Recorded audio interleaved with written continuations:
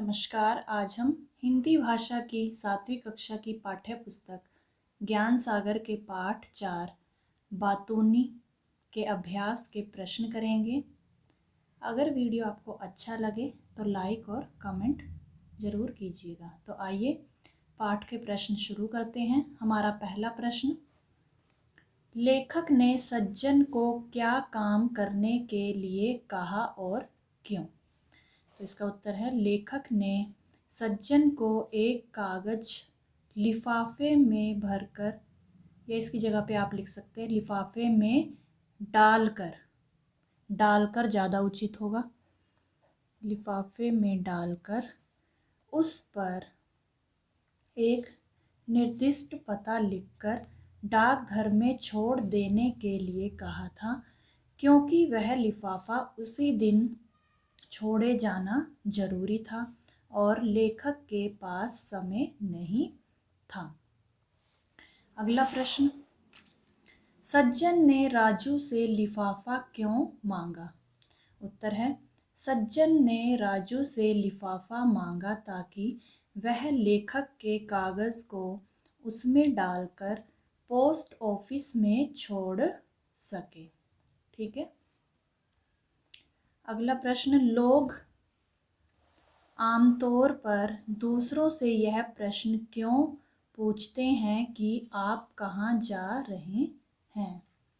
उत्तर है, लोग आमतौर पर दूसरों से यह प्रश्न पूछते हैं कि आप कहाँ जा रहे हैं, क्योंकि ये आजकल की सामान्य बात हो गई है। आपका कोई भी जानकारी यदि आपको रास्ते में मिल जाए तो आप नॉर्मली हम पूछ लेते हैं कि हाँ और कहाँ चल जा रहे हो, पूछ लेते हैं हम ऐसे। और जब लोग एक दूसरे को कहीं जाते देखते हैं तो सामान्य अभिवादन के रूप में यह सवाल पूछ लिया जाता है।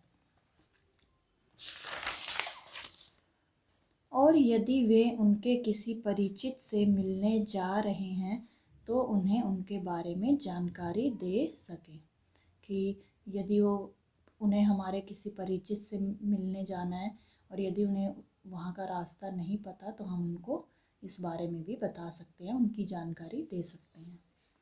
अगला प्रश्न है, लेखक ने घर से बाहर जाने का कौन सा रास्ता लेने का फैसला किया और क्यों? उत्तर है, लेखक ने घर से बाहर जाने के लिए मुख्य रास्ते को छोड़कर करीब आधा मील लंबे रास्ते को अपनाने का फैसला किया ताकि मुख्य रास्ते पर उन्हें वो सज्जन न मिलें और उनका समय बर्बाद न हो। अब हमारा अगला प्रश्न है प्रश्न 5, उचित उत्तर पर सही का निशान लगाइए। पहला प्रश्न देखिए, साहनी मेडिकल स्टोर से लेखक ने क्या लिया? लिफाफा, टिकट, पेन या कागज? तो क्या आएगा इसका? टिकट। सज्जन ने चिट्ठी लेटर बॉक्स में डालने का विवरण कितनी देर में दिया? 1 घंटा, 15 मिनट, आधा घंटा या 40 मिनट? तो इसका क्या आएगा उत्तर? आधा घंटा। सज्जन के चाचा के बड़े अच्छे दोस्त कौन थे? तिवारी जी, डॉक्टर गुप्ता, राजू या डाकिया? तो इसका क्या आएगा सही उत्तर? डॉक्टर गुप्ता। अगला प्रश्न, पाठ में से सही शब्द छांटकर रिक्त स्थान भरिए। खाली स्थान यहाँ पर दिए गए हैं, हमें उन्हें भरना है। वे 10-15 मिनट तक डॉक्टर गुप्ता से अपने डैश संबंध बताते, पारिवारिक संबंध बताते। अगला है, कभी मैं कहता प्रोफेसर डैश से मिलने जा रहा हूँ, प्रोफेसर तिवारी। मुझे तो भगवान ने डैश में खिलाया है, गोद। एक दिन वे डैश में मिल गए, बाजार। कहाँ मिल गए? बाजार में मिल गए। अगला है, अच्छा तो फिर घर पर ही डैश करूँगा, दर्शन। कि अच्छा तो फिर घर पर ही दर्शन करूँगा। हमारा अगला प्रश्न है बातचीत से संबंधित, तो आइए देखते हैं। लेखक उस सज्जन से क्यों नहीं मिलना चाहता था? तो इसका उत्तर है लेखक उस सज्जन से इसलिए नहीं मिलना चाहता था क्योंकि वह बहुत ही बातूनी था। वह केवल व्यर्थ की बातें ही करता रहता था, चाहे कोई उसकी बातों में दिलचस्पी ले या ना ले। लेखक को उससे मिलना अपने समय की बर्बादी लगता था और यही कारण था कि लेखक उस सज्जन से मिलना नहीं चाहता था। अगला प्रश्न, अपना काम किसी और से करवाने का क्या क्या परिणाम हो सकता है, विचार कीजिए। उत्तर है अपना काम किसी और से करवाने पर उस कार्य की गलती या त्रुटि होने की संभावना बनी रहती है। मतलब कि अगर हम किसी और को अपना कार्य करने के लिए दे देते हैं तो वो उतनी जिम्मेवारी से उस कार्य को नहीं करेगा, क्योंकि वो उसका कार्य नहीं है, किसी और ने उसे करने के लिए दिया है, तो उसमें त्रुटियां होने की, गलती होने की संभावना बनी रहती है। इसके अतिरिक्त हम उस व्यक्ति के एहसानमंद हो जाते हैं, हम उसके एहसान तले दब जाते हैं और हो सकता है कि भविष्य में वे हमें उलाहना भी दें, कि हो सकता है भविष्य में वो ऐसा भी कह दें कि मैंने तो तुम्हारी उस समय तुम पर बहुत बड़ा एहसान किया था, तुम्हारा ये कार्य करके, इस बात की वह उलाहना भी दें। अगला प्रश्न है, कोई ऐसा किस्सा सुनाइए जब आपकी किसी से लंबी बातचीत हुई हो। तो इस प्रश्न का उत्तर आप स्वयं दे सकते हैं, क्योंकि आपको अपने अपने ही जीवन का कोई ऐसा किस्सा सुनाना है या बताना है इसमें, जिसमें आपकी किसी से लंबी बातचीत हुई हो। जैसे उदाहरण देख लीजिए आप। एक बार मैं अपने किसी रिश्तेदार की शादी में गया था। वहाँ मुझे मेरे चचेरे भाई व बहन मिले। तब हमने अपने बचपन की यादों को ताज़ा किया। तब हमारी बातचीत बहुत ही लंबी चली, कि अपनी बचपन की यादें ताज़ा करते हुए उनकी जो बातचीत है वो काफ़ी देर तक चली, काफ़ी लंबी चली। अगला प्रश्न, अनुमान और कल्पना से संबंधित। यदि आप लेखक की जगह होते तो सज्जन से किस प्रकार बातें करते। उत्तर है यदि मैं लेखक की जगह होता तो सज्जन से बहुत ही आदर भाव से बातचीत करता, लेकिन उनकी बेफिजूल की बातें करने की आदत का पता चलने पर धीरे धीरे उनसे दूरी बना लेता। कि पहले तो हम उससे बहुत ही अच्छे से आदर से बात करते, लेकिन जब हमें उनकी इस आदत का पता चलता, जैसे बातूनी आदत थी उनकी, बात करने की आदत, बिना किसी सिर पैर की बातें करते थे जो, अगर हमें उनकी इस आदत का पता चले तो हम धीरे धीरे उनसे दूरी बना लेंगे। अगला प्रश्न, मान लीजिए कि सज्जन लेखक का काम नहीं कर पाते तो कहानी में क्या बदलाव आता। तो उत्तर है यदि सज्जन लेखक का काम नहीं कर पाते तो लेखक से मिलने पर सज्जन काम के न कर पाने का लंबा चौड़ा विवरण प्रस्तुत करते। कहने का अर्थ ये है कि जैसे कि अगर सज्जन लेखक का काम नहीं कर पाते तो फिर जब अगले दिन लेखक से वो सज्जन मिलते तो वो बताते कि भाई साहब आपका काम मैं इसलिए नहीं कर पाया कि ऐसा हो गया था, वैसा हो गया था। कहने का अर्थ है लंबा चौड़ा विवरण प्रस्तुत करते हुए। उनके इस विवरण से ही लेखक उनकी आदत को भांप जाते।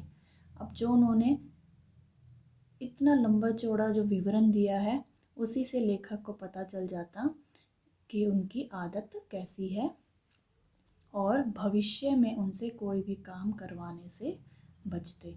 कि आज के बाद मैं इसे हाथ जोड़कर कहते कि आज के बाद इसे भाई कोई काम नहीं करने को कहूँगा, वरना अगले दिन मुझ पर ही उल्टा पड़ेगा, मुझ पर ही भारी पड़ेगा। हमारा अगला प्रश्न है जीवन मूल्य से संबंधित। यह मैंने बहुत संक्षेप में लिखा है। उन्होंने लगभग आधा घंटा इस विवरण में लिया। तो अब प्रश्न देखते हैं, ज़रूरत से ज़्यादा बोलने के क्या परिणाम हो सकते हैं, बताइए। तो इसका उत्तर है ज़रूरत से ज़्यादा बोलने के कारण लोग हमारी बातों को अहमियत नहीं देते। वे हमें बेफिजूल व व्यर्थ की बातें करने वाला समझने लगते हैं। वे हमें हल्के में लेने लगते हैं और साथ ही साथ हमें अप्रभावी व्यक्तित्व वाला निठल्ला व्यक्ति मानने लगते हैं। निठल्ला मतलब कि कहने लगते हैं कि इसके पास और कोई काम तो है नहीं है, बस ये बेफिजूल की बातें करना ही जानता है, और उसकी बातों की तरफ, हमारी बातों की तरफ वो कोई भी व्यक्ति जो है वो ध्यान नहीं देगा, क्योंकि उन्हें पता है कि हम ज़रूरत से ज़्यादा बोलते हैं और हमारी जो बातें हैं उनका कोई भी अर्थ नहीं है। तो इसलिए हमें ज़रूरत से ज़्यादा नहीं बोलना चाहिए। जितनी आवश्यकता हो उतनी ही बात करनी चाहिए। अगला प्रश्न, बातचीत या बोलना भी एक कला है, इस विषय पर अपने विचार बताइए। तो उत्तर है, बातचीत या बोलना भी वास्तव में एक कला है जिसमें बातचीत करने या बोलने के गुण होते हैं। वे लोगों को अपनी ओर आकर्षित कर लेता है। आजकल के राजनेता, बाबा, गुरु, हास्य कलाकार, ये सभी अपनी बातचीत की कला के कारण ही लोगों के हृदय पर छाए हुए हैं और उनकी संगति करना लोगों को अच्छा लगता है। अब अगला प्रश्न देखते हैं हमारा, भाषा की बात से संबंधित। पाठ में से कोई 10 संयुक्त अक्षरों को ढूंढकर उन्हें शब्दकोश के क्रमानुसार लिखिए। हमने ये पाठ पहले पढ़ा है। अब कहा गया है कि इस पाठ में से कोई 10 संयुक्त अक्षरों को हमें ढूंढकर शब्दकोश के क्रमानुसार लिखना है। अब संयुक्त अक्षर क्या होते हैं, तो आइए समझते हैं इसे पहले। ये देखिए, जब दो या दो से अधिक व्यंजनों का संयोग होता है तो उसे संयुक्त व्यंजन कहते हैं। संयुक्त व्यंजन में पहले व्यंजन में स्वर नहीं होता और दूसरे व्यंजन में स्वर होता है। स्वर क्या कहते, स्वर यानी कि अ, आ, ई जितने भी स्वर हैं। 3 व्यंजनों के संयोग में पहले 2 व्यंजनों में स्वर नहीं होता और तीसरे व्यंजन में स्वर होता है। अब देखिए, जैसे कि ये है न्याय। अब ये जो न है, आधा न, इसमें स्वर नहीं है और इसमें स्वर है।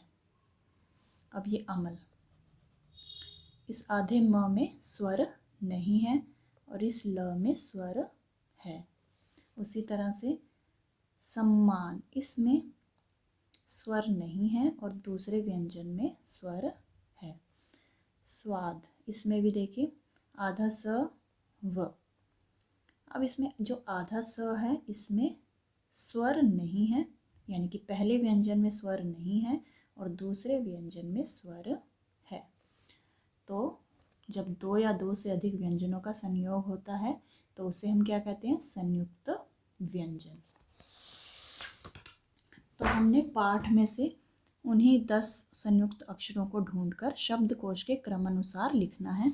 जैसे कि हमने ये सभी शब्द ढूंढे, अब हमने उन्हें क्रमानुसार लगा दिया कि जैसे पहले स्वरों का स्थान आता है शब्दकोश में और फिर व्यंजनों का, कि यदि हम शब्दों को क्रम में लगाते हैं तो पहले स्वर आते हैं। अब ये अच्छा यानी कि अ जो है एक स्वर है, इसलिए ये पहले स्थान पर आएगा और बाकी सभी जो हैं, बाकी सभी शब्द ये व्यंजनों से शुरू हैं। ये देखिए, ये केवल अ यानी कि ये स्वर है, बाकी ये सभी क्या हैं, ये व्यंजन से शुरू होने वाले शब्द हैं। तो इसमें भी हमें ध्यान देना है। अब व्यंजन में सबसे पहले क आता है तो क्या आएगा, फिर ख वाला कोई भी शब्द नहीं है, फिर ग इसलिए गुप्ता आएगा, फिर चिट्ठी। जिस तरह से मतलब व्यंजन में जितने भी व्यंजन हैं, जैसे पहले क, फिर ख, फिर ग, घ, ण, ठीक है, उसी तरह से फिर द के बाद में प आता है, त, थ, द, ध न प फ ब भ म प फ भ म य र। फिर र के बाद य र ल व श स षटकोण के बाद स आता है। उसके बाद अब ये देखिए, ये भी स से शुरू है, ये भी स से शुरू है, लेकिन जो पूरा स होता है इसमें स्वर भी है और इसमें स्वर नहीं है, स्वर रहित है।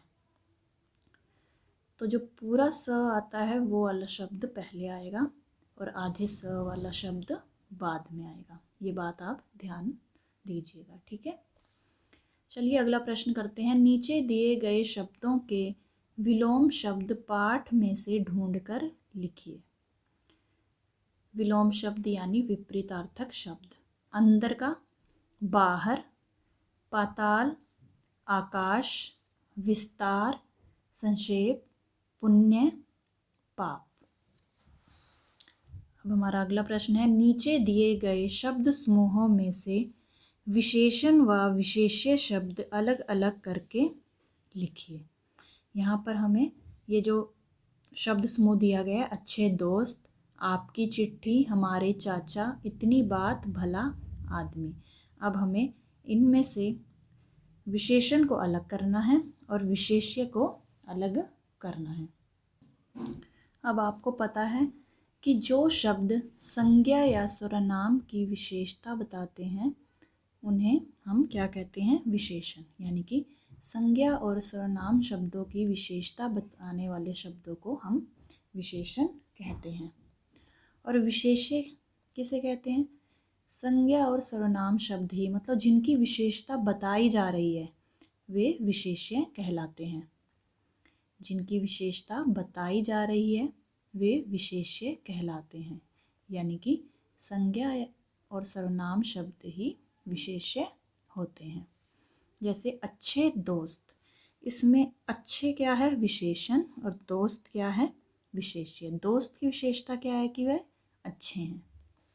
आपकी चिट्ठी, चिट्ठी की विशेषता क्या है? कि वो आपकी है। हमारे चाचा, हमारे क्या है? विशेषण, और चाचा क्या है? विशेष्य। इतनी बात, इतनी क्या है? विशेषण, और बात क्या है? विशेष्य। भला आदमी, इसमें भला क्या है? विशेषण, और आदमी क्या है? विशेष्य। ठीक है। तो बच्चों ये थे पाठ 4 बातूनी के अभ्यास के प्रश्न।